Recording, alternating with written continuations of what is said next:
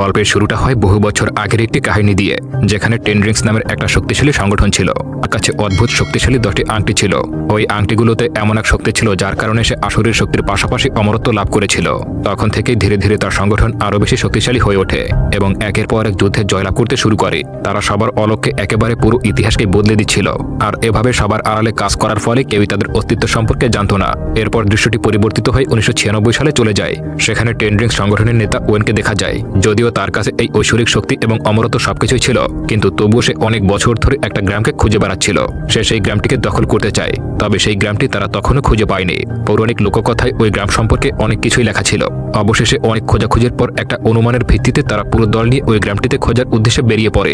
তবে সেখানে যাওয়ার পর দেখা যায় সেই জঙ্গলটি ছিল অলৌকিক ক্ষমতার অধিকারী, যার ফলে সেটি তাদের কিছুতেই সামনের দিকে এগিয়ে যেতে দিচ্ছিল না। তাদের গাড়ির দুর্ঘটনার ফলে সেখানে সবাই মারা যায়, তবে ওয়েনি তার হাতে থাকা আংটিগুলোর কারণে কোনোভাবে প্রাণে বেঁচে যায়। তখনই সেখানে ওই জঙ্গলের একজন রকওয়েন তার আংটির শক্তি ব্যবহার করে ওই গ্রামে ঢোকার চেষ্টা করে, কিন্তু ইয়াংলি তাকে বাধা দেয়। এখানে ইয়াংলির কাছে ওয়েনের মতো আংটি না থাকলেও তার কাছে শক্তি ছিল। তার লড়াই ছিল সত্যি অসাধারণ। তবে লড়াইয়ের পাশাপাশি দুজনের মধ্যে কিছুটা রোমান্টিক দৃশ্য লক্ষ্য করা যায়, যেমনটা সাধারণ রোমান্টিক মুভিতে হয় আর কি। বাতাসে চুলুর স্লো মোশন এইসব আর কি। দুজনের এই মুখোমুখি অবস্থা দেখে আস্তে আস্তে শত্রুতা বদলে ভালোবাসায় রূপ নেয়। এরপর তারা দুজনে একসঙ্গে থাকতে শুরু করে, এমনকি তাদের একটা পুত্র সন্তান হয় যার নাম শ্যাংচিং। শ্যাংচি বড় হলে তার মা ইংলি তাকে সেই গ্রাম সম্পর্কে গল্প শোনাতে থাকে, কিন্তু ইংলি এখন আর সেই গ্রামে ফেরত যেতে পারবে না, কারণ তাকে সেই গ্রাম থেকে বের করে দেওয়া হয়েছিল। এরপর দৃশ্যটি বর্তমান সময় চলে আসে। দেখা যায় শ্যাংচি এখন অনেকটা বড় হয়ে গেছে এবং সে এখন আমেরিকায় থাকে। সেখানে সে একজন ভ্যালেট হিসেবে কাজ করে, যার মানে হল হোটেলের গাড়িগুলো পার করা। সেখানে শ্যাংচির ক্যাটি নামের একটা বন্ধু কাজ করত। বলতে গেলে তারা দুজনে একেবারে বেস্ট ফ্রেন্ড হয়ে গেছে। তারা দুজন একত্রে কাজ করার পাশাপাশি অনেক সময় আনন্দ করে। দেখা যায় বর্তমানে শ্যাংচি নিজের নাম বদলে শন রেখেছে। সে তার বন্ধু ক্যাটিকে নিয়ে আসার জন্য তার বাসায় যায়। তখনই সেখানে ক্যাটির পরিবারের লোকেরা শন আর ক্যাটিকে জিজ্ঞাসা করতে থাকে যে তারা কবে বিয়ে করবে। বলতে গেলে সাধারণ আর 5টা পরিবারের মতোই চিন্তা ভাবনা আর কি। অন্যদিকে ক্যাটির মাও বেশ দুশ্চিন্তায় ছিল যে তার মেয়ে কবে একটা ভালো চাকরি পাবে।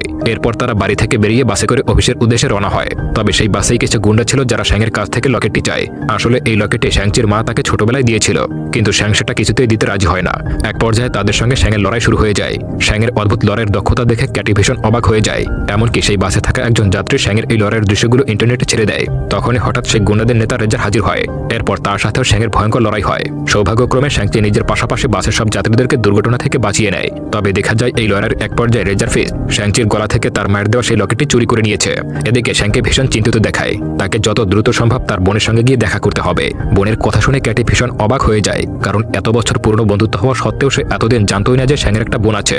জানা যায় শ্যাংয়ের বোন অনেকদিন আগেই তার সঙ্গে দেখা করার জন্য একটা পোস্টকার্ড পাঠিয়েছিল এবং সে বর্তমানে ম্যাকাওতে বসবাস করছে। শ্যাং বুঝতে পারছিল যে হয়তো ওই গুন্ডাদের তার বাবাই পাঠিয়েছে, যে কিনা টেন রিংসের নেতা। তখন সে ক্যাটিকে সবটা জানায় যে কিভাবে তার মায়ের মৃত্যুর পর তার বাবা পুরোপুরি বদলে গেছে। তার বাবা শ্যাংচিকে একটা ভালো ট্রেনিং সেন্টারে লড়াই শেখানোর জন্য নিয়ে গিয়েছিল, কিন্তু তার বোন যার নাম শিয়ালিন তার প্রতি তার বাবা কোনো লক্ষ্যই রাখত না। এরপর শ্যাং বড় হলে তার বাবা তাকে একটা মিশনের জন্য আমেরিকায় পাঠিয়েছিল, কিন্তু শ্যাং এরপর তার নিজের দেশে আর ফিরে যায়নি। এরপর দেখা যায় শ্যাংচি ক্যাটিকে নিয়ে ম্যাকাও যাওয়ার জন্য প্লেনে ওঠে। আর যাওয়ার সময় ক্যাটি জানতে পারে যে এতদিন যাকে সে শন নামে চিনত তার সেই বন্ধুর আসল নাম হলো শ্যাংচি। এরপর তারা দুজনে ম্যাকাওতে এসে পৌঁছায়। তারা খুঁজতে খুঁজতে সেই বিল্ডিং এর মধ্যে এসে পড়ে যেখান থেকে তার বোন এই পোস্টকার্ডগুলো পাঠাতো। শ্যাংচি দেখতে পায় এটা তো একটা ফাইটিং ক্লাব। এর মধ্যে সেখানে একজন লোক এসে শ্যাংচির সঙ্গে কথা বলতে শুরু করে। আর এখান থেকে শ্যাংচি বুঝতে পারে যে ওই লড়াইয়ের কারণে এখন সে বিখ্যাত হয়ে গেছে। আর সেই বাসের লড়াইয়ের ভিডিওটা সোশ্যাল মিডিয়ায় একেবারে ভাইরাল হয়ে গিয়েছিল। দেখা যায় এই ফাইট ক্লাবটি কোনো সাধারণ ক্লাব ছিল না। এটা হলো এমন একটা জায়গা যেখানে লড়াইগুলো লাইভ স্ট্রিম করে ডার্ক ওয়েবে ছেড়ে দেওয়া হয়, আর লোকেরা সেগুলো দেখে টাকা দিয়ে। দেখা যায় একজন লোক টাকা লাগিয়ে সেখানে লড়াই করছে। এমনকি সেই জায়গায় মার্ভেল সিনেম্যাটিক ইউনিভার্সের 2 বড় চরিত্রকে দেখা যায়। একজন হলো ওয়াং, যাকে ডক্টর স্ট্রেঞ্জারে দেখা গিয়েছিল, আর অন্যজন হলো অ্যাবোমিনেশন, যে কিনা হাল্কের ভিলেন ছিল। তারা একে অপরের সঙ্গে লড়াই করছিল, যেটা ছিল সত্যি অসাধারণ। তবে লড়াই শেষ হলে দেখা যায় ওয়াং আর অ্যাবোমিনেশন আসলে একে অপরের খুব ভালো বন্ধু। তারা শুধু কিছু টাকার জন্য এভাবে লড়াই করছিল। এখানে শ্যাংচি তার বোনের সঙ্গে দেখা করতে এসেছে, কিন্তু তাকে শর্ত দেওয়া হয় যে বোনের সঙ্গে দেখা করতে হলে তাকে ভালো একটা ফাইট করতে হবে। সে তার বোনের সাথে দেখা করার জন্য লড়াই করতে রাজি হয়ে যায়, কিন্তু অবাক করা বিষয় হলো তার প্রতিপক্ষই হলো তার নিজের বোন। শ্যাং নিজের বোনকে দেখে চিনে ফেলে এবং কিছুতেই তার সঙ্গে লড়াই করতে চাইছিল না। তবে শিয়ালিন শ্যাংয়ের উপর ভীষণ রেগেছিল এবং সে শ্যাংকে মেরেই যাচ্ছিল, কারণ ছোটবেলায় শিয়ালিনের একমাত্র কাছের মানুষ ছিল তার ভাই শ্যাং। কিন্তু আমেরিকায় যাওয়ার আগে শ্যাং কথা দিয়েছিল যে 3 দিনের মধ্যে আবারও ফিরে আসবে, কিন্তু সে তার কথা রাখেনি। সেজন্য শিয়ালিনের জীবনটা অন্যরকমের হয়ে গেছে। লড়াই শেষ হলে শ্যাং তার নিজের বোনকে জানায় যে তাদের বাবা তাদের খুঁজে বেড়াচ্ছে, তাই তাদেরকে যেভাবেই হোক তার থেকে পালাতে হবে এবং অন্য কোথাও গিয়ে লুকিয়ে থাকতে হবে। শ্যাংচি তার বোনকে সেই পোস্টকার্ডটিও দেখায় যেটি তার কাছে এসেছিল, কিন্তু তার বোন পোস্টকার্ডটা দেখে জানায় যে সে এমন কোনো পোস্টকার্ড তাকে পাঠায়নি। এরই মধ্যে সেই ফাইট ক্লাবে তার বাবার পাঠানো গুন্ডারা হামলা করে দেয়। শিয়ালিন কোনোভাবে পালাতে পারলেও শ্যাংচি আর ক্যাটি সেখানেই ফেসে যায়। যায়। শ্যাংচি ক্যাটিকে সাথে করে গুন্ডাদের সঙ্গে লড়াই করতে শুরু করে এবং সেখান থেকে পালিয়ে যেতে চায়। লড়াইয়ের এক পর্যায়ে ক্যাটি উপর থেকে পড়ে গেলে ঠিক সেই সময় শিয়ালিনী এসে তাকে বাঁচিয়ে নেয়। অন্যদিকে শ্যাংচিকে দেখা যায় সে একজন মুখোশ পরা লোকের সঙ্গে লড়াই করছিল, আর ঠিক এমন মুখোশ পরা লোকে তাকে ছোটবেলায় ট্রেনিং দিত। রাগের মাথায় শ্যাংচি যখন লোকটাকে মারতেই যাবে, ঠিক সেই মুহূর্তে শ্যাংচির বাবা এসে তাকে থামিয়ে দেয়। সে জানায় সে তার জন্য গর্বিত, কারণ তার এত লোক মিলেও তাকে হারাতে পারেনি। সে শ্যাংকে বাড়িতে ফিরিয়ে নিয়ে যাওয়ার কথা বলে। এরপর সে তার ছেলে মেয়ে এবং ক্যাটিকেও তাদের দুর্গে নিয়ে যায়। এরপর তারা যখন সেই জায়গায় পৌঁছায়, জায়গাটা একেবারে খুব সুন্দর লাগছিল। ওয়েন তার ছেলে মেয়েকে নিয়ে নিজের প্রাসাদে প্রবেশ করে। রাতের বেলা ডিনারের সময় সে নিজের ছেলে মেয়ের সঙ্গে অতীতের কিছু ঘটনা শেয়ার করে। সে তাদেরকে জানায় সে কিভাবে তাদের মায়ের সঙ্গে ভালোবাসায় জড়িয়েছিল। ওয়েনও ভালোবাসায় জড়ানোর পর একেবারে পরিবর্তন হয়ে গিয়েছিল। এমনকি তখন তার মাও নিজের গ্রাম ত্যাগ করে ওয়েনের সঙ্গে সংসার করার জন্য সেখান থেকে চলে এসেছিল। তখন ওয়েনি নিজের হাতে সেই আংটিগুলো খুলে রেখেছিল আর প্রতিজ্ঞা করছিল যে সে ওই আংটিগুলো আর কখনোই পরবে না। এরপর সে স্বাভাবিক আর 5টা মানুষের মতোই জীবনযাপন শুরু করে। তারা খুবই সুখে শান্তিতে নিজেদের জীবন কাটাচ্ছিল। এখানে আমরা সবাই জানি যে ওয়েনের স্ত্রী মারা গেছে, কিন্তু ওয়েন এখনো ভাবে যে তার স্ত্রী বেঁচে আছে। কিন্তু সেটা কিভাবে সম্ভব? এখানে সে জানায় যে যখন তাদের মালিক তাদের ছেড়ে চলে গিয়েছিল, তখন সে কিছু একটা বিষয়ের উপর রিসার্চ করছিল। সে আসলে লো নামের সেই গ্রামটির ব্যাপারে রিসার্চ করছিল। ওয়েনও জানায় তাদের মা এখনো সেই লো নামক গ্রাম থেকে তাকে সাহায্য করার জন্য ডাকছে। কিন্তু এসব শুনে শ্যাং ভাবে যে তার মা অনেক বছর আগেই মারা গেছে। তাহলে সে কি করে ডাকতে পারে? হয়তো তার বাবা তার মাকে অনেক ভালোবাসতো বলেই চলে যাওয়াটা কল্পনা করছে, কিন্তু বিষয়টা মোটেও তা ছিল না। ওয়েনও তাদের দুজনে সেই লকেট দুইটা নিয়ে একটা ড্রাগনের চোখে লাগিয়ে দেয়, আর সাথে সাথে সেখানে জাদুকরি কিছু দৃশ্যমান হয় এবং সেখানে লো গ্রামে যাওয়ার রাস্তা দেখা যাচ্ছিল। এমনকি সেই গ্রামে যাওয়ার জন্য দুটো রাস্তা রয়েছে। এর মধ্যে একটা রয়েছে সেই মায়াবী জঙ্গলের মধ্য দিয়ে, আর অন্য রাস্তাটি শুধুমাত্র বছরের একটি নির্দিষ্ট দিনেই ওপেন হয়। কিন্তু তার জন্য সেই জায়গায় তাদের একেবারে নির্দিষ্ট সময় উপস্থিত হতে হবে। ওয়েনও মনে করে তার স্ত্রী এখনো বেঁচে আছে আর তাকে ওই গ্রামে বন্দী করে রাখা হয়েছে, আর সে ওয়েনের কাছে সাহায্য চাইছে সেখান থেকে মুক্ত হওয়ার জন্য। আর সেজন্য সে ওই গ্রামে গিয়ে তার স্ত্রীকে উদ্ধার করতে চায়। এসব শুনে শ্যাং জানায় যদি আমাদের মাকে তারা না ছাড়ে তাহলে কি হবে? এ কথার উত্তরে ওয়েন জানায় তাহলে পুরো গ্রামটাই ধ্বংস করে দেব। কিন্তু শ্যাং আর তার বোন এমন ধ্বংসযোগ্য একেবারেই পছন্দ করতো না। তবে নিজের ছেলে মেয়েকে এভাবে বিরুদ্ধে যেতে দেখে ওয়েন ভীষণ রেগে যায় আর তাদেরকে ধরে একটা রুমে লক করে দেয়। পরবর্তী দৃশ্যে আমাদের আরো একটা পরিচিত মুখকে দেখা যায়, যাকে আয়রন ম্যান 3 সিনেমায় দেখা গিয়েছিল। এখানে তার আসল নাম ট্রেভার। যদিও সে একজন অভিনেতা ছিল, কিন্তু আমেরিকান লোকেরা তাকে মান্দারিন নামের একজন সন্ত্রাসী হিসেবে চেনে। আর মান্দারিনি হলো টেনরিংস সংগঠনের নেতা। যদিও প্রথমে আমরা দেখেছিলাম যে শ্যাংচির বাবা হলো টেনরিংসের লিডার, তবে এই মান্দারিন ছিল টেনরিংসের ডুপ্লিকেট, আর সেটাও আয়রন ম্যান 3তেই জানা গিয়েছিল। এখানে তার সাথে একটি ছোট্ট অদ্ভুত প্রাণী দেখা যায়, যদিও এই প্রাণীদের ইন্ধন বলা হতো, কিন্তু ট্রেভার তার নাম দিয়েছে মরিস। প্রাণীটির কোনো চোখ মুখ নেই দেখে শ্যাং, তার বোন এবং ক্যাটি ভীষণ ভয় পেয়ে যায়। এখানে ট্রেভার তাদেরকে জানায় তাদের বাবা লো নামক সেই গ্রামে যাওয়ার পথে সেখানকার জঙ্গল থেকে এই প্রাণীটিকে ধরে এনেছিল। আর এখান থেকে জানা যায় এই ছোট্ট প্রাণীটি সেই গ্রামের যাওয়ার রাস্তা জানে, তার মানে সে তাদেরকে সাহায্য করতে পারবে। এরপরই শ্যাংচির বোন সেখান থেকে বেরোনোর ছোট্ট একটা পথ খুঁজে বের করে, আর সেটার সাহায্যেই তারা 3 জন সেখান থেকে বেরিয়ে তাদের গাড়ি রাখার জায়গায় চলে আসে। এরপর তারা 3 জন সেখান থেকে একটা গাড়ি নিয়ে পালাতে শুরু করে। যদিও কিছু লোক তাদেরকে আটকাতে আসে, কিন্তু তাদের হারিয়ে শ্যাংচি আর বাকিরা সেখান থেকে পালিয়ে যায়। এদিকে সিসিটিভির সাহায্যে তাদের বাবা ওয়েনও এইসব কিছুই দেখছিল, কিন্তু ওয়েন এখনো ভাবে যে যখন তার স্ত্রী বাড়ি ফিরবে তখন তার বাচ্চারাও আবারও ফিরে আসবে। এদিকে শ্যাংচি আর বাকিরা সেই মায়াবী জঙ্গলে এসে পৌঁছে যায়। সামনে অনেক বিপদ থাকা সত্ত্বেও তারা সেই মরিস নামের প্রাণীটির সাহায্যে জঙ্গলের মধ্যে থাকা একটা গুহার মধ্যে প্রবেশ করে। গুহাতে ঢুকতেই দেখা যায় সেখান থেকে সামনে যাওয়ার জন্য ছোট্ট একটা পোর্টাল ওপেন হয়েছে। আসলে সেই লো নামের গ্রামটি আমাদের পৃথিবীতে নেই, সেটা এমন একটা আলাদা জগৎ যেখানে যে কেউ চাইলে প্রবেশ করতে পারবে না। এরপর তারা সবাই সেই পোর্টালের মধ্য দিয়ে একটা অদ্ভুত দুনিয়ায় প্রবেশ করে, আর ভেতরে ঢুকতেই দেখা যায় অপরূপ গাছপালা আর সাথে অদ্ভুত অদ্ভুত কিছু প্রাণী সেখানে ঘুরে বেড়াচ্ছে। তবে তারা সামনে এগোতেই গ্রামের লোকেরা তাদেরকে আটকে দেয়। গ্রামের লোকেরা তাদেরকে এখান থেকে চলে যেতে বলে, তবে শ্যাংচিরা তো এসেছিল তাদেরকে সাবধান করে দিতে যে তার বাবা এই গ্রামটাকে ধ্বংস করতে চাইছে। এরই মধ্যে সেই জায়গায় ইয়াং নামের একজন মহিলা চলে আসে। আসলে এই মহিলা হলো শ্যাংচির মাসি, অর্থাৎ তাদের মায়ের বোন। শ্যাংচি আর তার বোনকে দেখে সে চিনি ফেলে আর তাদেরকে এই গ্রামে স্বাগত জানায়। এসব দেখে গ্রামের বাকিরাও তাদেরকে আর কিছুই বলে না। এরপর শ্যাংচির মাসি তাদেরকে জানায় তোমাদের বাবা আসলে মনে করছে যে এই গ্রামের পাহাড়ের মধ্যেই তোমার মাকে আটকে রাখা হয়েছে, তবে সত্যিটা হলো ওই পাহাড়ে তোমাদের মা নয়, বরং একটা অশুভ জন্তুকে আটকে রাখা হয়েছে। এরপর তাদের মাসি তাদের কাছে এই লো নামক গ্রামের ইতিহাস শোনাতে শুরু করে। আসলে সেখানকার যোদ্ধাদের কাজ ছিল এটা নিশ্চিত করা যেন পৃথিবীর মানুষের উপরে কোনো বিপদ না আসে। আর এই গ্রামে তখন একটা জন্তু ছিল যার নাম ছিল ডুইলার ইন ডার্কনেস। সেই জন্তুটা সবার আত্মা খেয়ে নিত। তবে সেই সময় গ্রামে একটা ড্রাগন এসেছিল এবং গ্রামের সবাইকে বাঁচিয়ে দিয়েছিল। তাকে গ্রামের সবাই গ্রেট প্রোটেক্টর বলে ডাকে। এমনকি সেই গ্রেট প্রোটেক্টরের জাদুকরী ক্ষমতার কারণে এই গ্রামের লোকদের মধ্যে এক ঐশ্বরিক ক্ষমতাও চলে আসে। তবে এখন সেই পাহাড়ের মধ্যে যদি ওই জন্তু থাকে তাহলে তার বাবা কার আওয়াজ শুনতে পায়। মাসি সবটা বুঝে যায় আর জানে যে তাদের পিতার কাছে এখনো সেই আংটিগুলো রয়েছে। আসলে ওই জন্তুটা এমন অনেক মানুষকে তাদের প্রিয় মানুষের কণ্ঠস্বর নকল করে আর্তনাদ করে শোনায়। এমনকি সেই লোকেরাও তাদের প্রিয় মানুষ ভেবে সেই পাহাড়ের জন্তুটাকে বের করার জন্য চলে আসে। তার মানে একই ঘটনা শ্যাংচির পিতার সঙ্গে ঘটেছে। ডার্ক গ্রেটরের পেছনে থাকা জন্তুটা নিজেকে মুক্ত করার জন্যই তাদের মায়ের গলার আওয়াজ নকল করে তাদের পিতার কাছে সাহায্য চাইছে।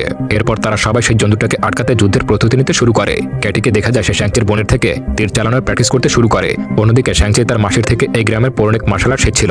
শ্যাংচি ক্যাটিকে জানায় তার পিতা আগে মোটেও এমন মানুষ ছিল না। সে একজন সাংসারিক মানুষ ছিল। তবে একদিন তাদের পিতা যখন বাড়িতে ছিল না, তখন আয়রন গ্যাং নামের তাদের কিছু শত্রু এসে তাদের মাকে খুন করে। এরপর যখন পিতা বাড়ি ফিরে এমন দৃশ্য দেখতে পায়, সে ভীষণ কান্নায় ভেঙে পড়ে। সে ভাবতে থাকে যদি সে আংটিগুলো না খুলতো তাহলে হয়তো ওই শত্রুরা কোনোদিনও এমনটা করতে পারতো না। সেজন্য সে আবারও সেই আংটিগুলো পরে নেয়। এরপর সে শ্যাংচিকে নিয়ে সরাসরি একটা জায়গায় চলে যায় যেখানে সেই আয়রন গ্যাংয়ের লোকেরা ছিল এবং তাদের সবাইকে ভয়াবহভাবে মারতে শুরু করে। শ্যাংচিকে সেগুলো দেখে ট্রেনিং দিতে থাকে। এরপর শ্যাংচির বয়স যখন 15 বছর হয়, তখন তাকে আমেরিকায় পাঠিয়ে দিয়েছিল সেখানে আয়রন গ্যাংয়ের লিডারকে মারার জন্য, যে কিনা তার মাকে মেরেছিল। পরদিন সকাল হতেই দেখা যায় টেন্ড্রিংসের পুরো টিম নিয়ে সেখানে চলে আসে আর এসেই বলে আমার স্ত্রীকে ছেড়ে দাও। এ কথা শুনে মাসি তাকে নানাভাবে বোঝানোর চেষ্টা করে, কিন্তু সে তো কিছুতেই এইসব শুনতে রাজি ছিল না। আর তাই দুই পক্ষের মধ্যে লড়াই শুরু হয়ে যায়। এরপর দেখা যায় শ্যাং তার পিতার মুখোমুখি হয়েছে। তাদের দুজনের মধ্যে লড়াই শুরু হয়ে যায়, কিন্তু ওয়েনের কাছে থাকা সেই আংটিগুলোর কারণে অনেক চেষ্টা করেও শ্যাংচি তার বাবার সঙ্গে পেরে ওঠে না। ওয়েন তাকে ছুঁড়ে পানিতে ফেলে দেয়। এরপর সে সরাসরি পাহাড়ের সেই গেটের সামনে গিয়ে দাঁড়ায়। আসলে সে তো মনে করছিল তার স্ত্রীকে এর পেছনে আটকে রাখা হয়েছে। এরপর সে ঘুষি মেরে মেরে সেই গেটের দরজা ভাঙার চেষ্টা করে, আর এটাই ছিল তার জীবনের সবথেকে বড় ভুল। দেখা যায় সেই গেট ভেঙে অদ্ভুত ছোট ছোট কিছু জন্তু বেরিয়ে এসেছে, আর এই জন্তুগুলো হলো সেই ডুয়েলার ইন ডার্কনেস জন্তুগুলোর চেলা। মাসি এই জন্তুগুলো দেখতে পাওয়ার সঙ্গে সঙ্গে সবাইকে থামিয়ে দেয় এবং জানায় প্রাণ বাঁচাতে হলে নিজেদের মধ্যে যুদ্ধ বন্ধ করো আর ওই জন্তুগুলোর সঙ্গে যুদ্ধ শুরু করে দাও। প্রথমে রেজার এসব কথায় গুরুত্ব দিচ্ছিল না, কিন্তু এরই মধ্যে তাদের একজন লোকের আত্মা সেই জন্তু টেনে নিয়ে নিলে সে চাক্ষুষ প্রমাণ পেয়ে যায় আর এবার তার পুরো টিম নিয়ে একসঙ্গে লড়াই শুরু করে দেয়। অন্যদিকে শ্যাংকে কোথাও দেখা যাচ্ছিল না, সে আসলে সেই জলাশয়ের মধ্যে ডুবে যাচ্ছিল। তবে এখানে শ্যাংয়ের ছোটবেলার কিছু স্মৃতি মনে পড়তে শুরু করে, আর এখানে জানা যায় শ্যাংচি তার মায়ের কাছ থেকে বেশ কিছু শক্তিও পেয়েছিল। এরই মধ্যে শ্যাংচির চোখের সামনে সেই ড্রাগন মানে গ্রেট প্রোটেক্টরকে দেখতে পায়। শ্যাংচিকে মাথায় নিয়ে সে উপরে উঠে আসে এবং সেই ছোট ছোট জন্তুগুলোকে ধ্বংস করতে শুরু করে। এরপর শ্যাংচি আবারও তার পিতাকে আটকাতে তার বাবার সামনে গিয়ে হাজির হয়, আর দেখা যায় এবার শ্যাংচি তার পিতার সাথে একেবারে পাল্লা দিয়ে লড়াই করছে, আর ওয়েনের সেই আংটি শ্যাংচিকে কিছুই করতে পারে না। এসব দেখে ওয়েন শ্যাংচিকে বলে আমাদের তোমার মাকে বাঁচাতে হবে। তবে এবার ওয়েনও নিজের চোখে আসল সত্যিটা দেখতে পায়। তার স্ত্রী কণ্ঠস্বর সেখান থেকে আসলেও তার ভেতর থেকে ভয়ঙ্কর এক জন্তু বেরিয়ে আসে, আর এবার দেরি হলে ওয়েন নিজের ভুলটা বুঝতে পারে এবং তার ছেলেকে বাঁচাতে নিজেকে উৎসর্গ করে দেয়। তবে মৃত্যুর আগে সে নিজেকে বাঁচাতে আংটিগুলো শ্যাংকে দিয়ে চলে যায়। এরই মধ্যে সেই শয়তানটাকে থামানোর জন্য সেখানে গ্রেট প্রোটেক্টর নামে সেই ভালু ড্রাগন চলে আসে। এক পর্যায়ে শয়তানটা মারা যাবে, ঠিক সেই মুহূর্তে শয়তানটার চেলারা এসে একে একে মানুষের আত্মা তাকে খাওয়াতে শুরু করে, আর এতে করে মুহূর্তের মধ্যে শয়তানটার শক্তি দ্বিগুণ হয়ে যায় আর চোখের পলকে সেটি বিশাল আকার ধারণ করে। প্রচন্ড শক্তি অর্জন করার ফলে এখন গ্রেট প্রোটেক্টর সেই শয়তান ড্রাগনটিকে কিছুতেই থামাতে পারছিল না। এমনকি শয়তানটি গ্রেট প্রোটেক্টরের মানে ভালো ড্রাগনটির আত্মা একেবারে নিজের মধ্যে শুষে নিচ্ছিল। এদিকে শ্যাংচি আর তার বোন দেখা ছাড়া কিছুই করতে পারছিল না। তবে ঠিক সেই মুহূর্তে আচমকা একটা তীর এসে সেই শয়তান ড্রাগনের গলা ভেদ করে বেরিয়ে যায়, আর এখানে দেখা যায় এটি আসলে ক্যাটি মেরেছে, যে কিনা একদিন আগেই তীর চালানো শিখেছিল। আর এবার সুযোগ পেয়ে শ্যাংচি তার হাতের আংটিগুলো একেবারে তার পেটে ঢুকিয়ে দেয়, আর সঙ্গে সঙ্গে সেই ড্রাগনটি সেখানেই মারা যায়। এরপর বেঁচে থাকা সবাই মিলে তাদের মৃত সাথীদের স্মরণে একটি করে প্রদীপ জ্বালিয়ে তাদেরকে শ্রদ্ধা জানাচ্ছিল। এরপর শ্যাংচি আর ক্যাটি আবারও সেখান থেকে সরাসরি আমেরিকায় ফিরে আসে।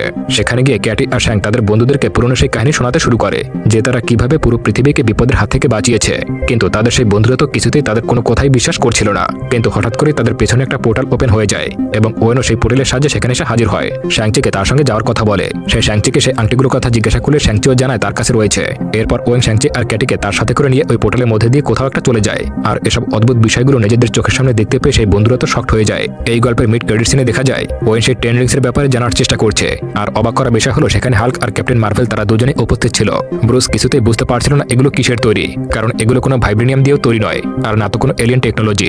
এগুলো কোথা থেকে এসেছিল আর কি করে বা এগুলো আসলো তার কোনো তথ্যই তাদের কাছে নেই। তবে যখনই শ্যাং এই আংটিগুলোর ব্যবহার করছিল ঠিক তখনই তাদের মধ্যে একটা সংকেত উৎপন্ন হচ্ছিল, তার মানে তখন কাউকে বা কাদেরকে যেন বার্তা পাঠানো হয়েছিল।